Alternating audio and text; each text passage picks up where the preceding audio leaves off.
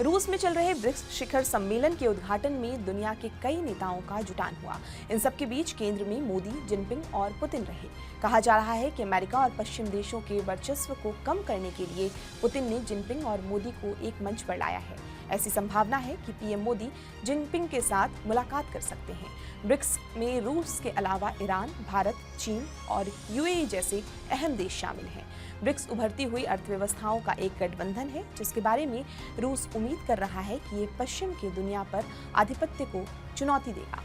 इन सब के बीच ब्रिक्स एक अहम संगठन बनता जा रहा है। दुनिया के कई देश अब इस गठबंधन का हिस्सा होना चाहते हैं। ऐसा ही एक देश है तुर्की और रूस के रिश्तों में उतार चढ़ाव वाला हिसाब रहा है। 1940 के दशक की शुरुआत में तुर्की खुद को अमेरिका के सहयोगी के तौर पर स्थापित करते हुए नाटो में शामिल हुआ था। नाटो शीत युद्ध के दौरान सोवियत हमले के खिलाफ यूरोप की रक्षा के लिए बना एक सैन्य गुट था।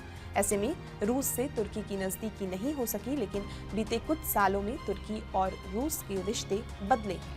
साल 2003 में सत्ता में आने के बाद तुर्की के राष्ट्रपति रेसेप तैयप एर्दोगन ने नए दोस्त बनाने पर ध्यान दिया। तुर्की ब्रिक्स में भी शामिल होने की कोशिश में है, जिसे पश्चिम का मुकाबला करने वाला ग्रुप कहा जाता रहा है।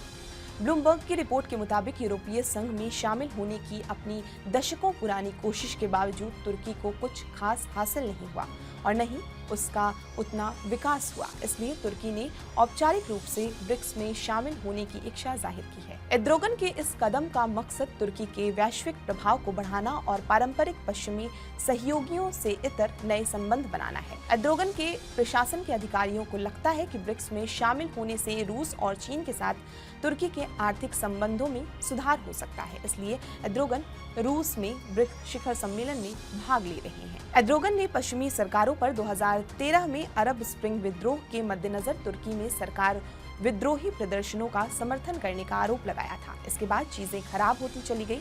कहते हैं अक्टूबर 2015 में अमेरिका और फिर जर्मनी ने तुर्की से हवाई सुरक्षा वापस ले ली।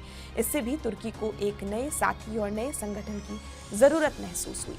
साल 2016 में अमेरिका स्थित एक मौलवी के अनुयायियों द्वारा उनकी सरकार को गिराने के असफल प्रयास के बाद एर्दोगन की पश्चिम विद्रोही बयानबाजी तेज हो गई।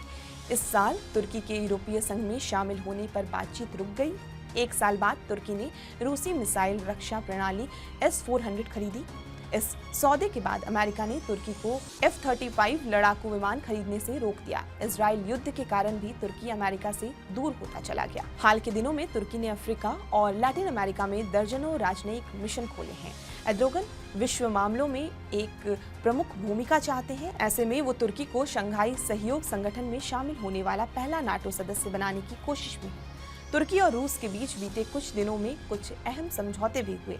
रूस ने पिछले साल तुर्की के प्राकृतिक गैस आयात का 42% हिस्सा हासिल किया। इसके अलावा तुर्की तीसरा परमाणु ऊर्जा संयंत्र बनाने के लिए चीन के साथ बातचीत कर रहा है। आपको ये पूरी जानकारी कैसी लगी हमें कमेंट करके जरूर बताएं और देश दुनिया की तमाम खबरों के लिए आप हमारे साथ बने रहें और देखते रहें TV9 डिजिटल।